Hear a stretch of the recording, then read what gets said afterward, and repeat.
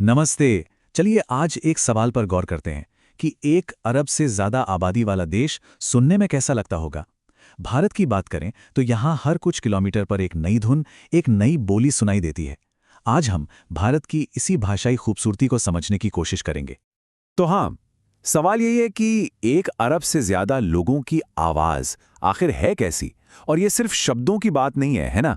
ये तो संस्कृति की बात है, पहचान की बात है, उन अनगिनत कहानियों की बात है जो मिलकर इस देश की पहचान बनाती हैं।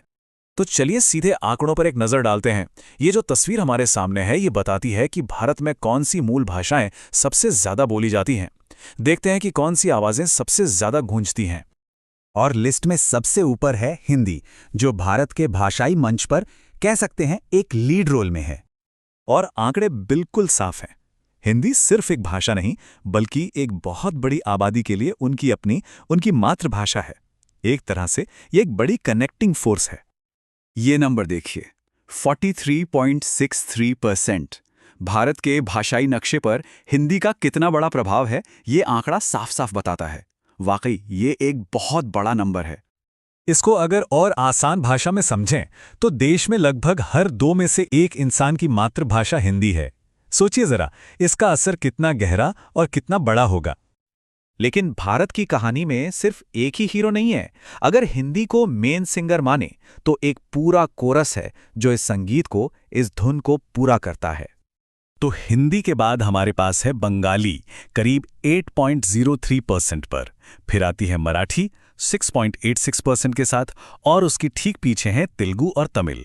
देखिए, ये सिर्फ परसेंटेजेस नहीं है, इनके पीछे करोड़ों लोगों की अपनी संस्कृति है, अपनी कहानियां हैं जो भारत की विविधता को और भी खूबसूरत बनाती हैं।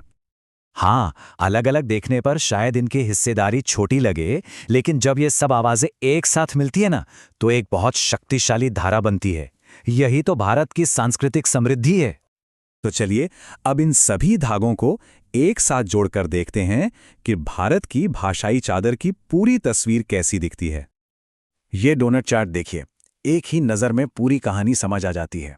हिंदी का एक बहुत बड़ा हिस्सा साफ नजर आ रहा है, लेकिन उसके साथ ही बंगाली, मराठी, तेलुगु और तमिल भी अपनी मजबूत जगह बनाए हुए हैं। और वो जो बाकी हिस्सा बचा है वो है भारत की सैकड़ों अन्य भाषाएं। यह हिस्सा हमें याद दिलाता है कि इस देश में विविधता कितनी गहरी है।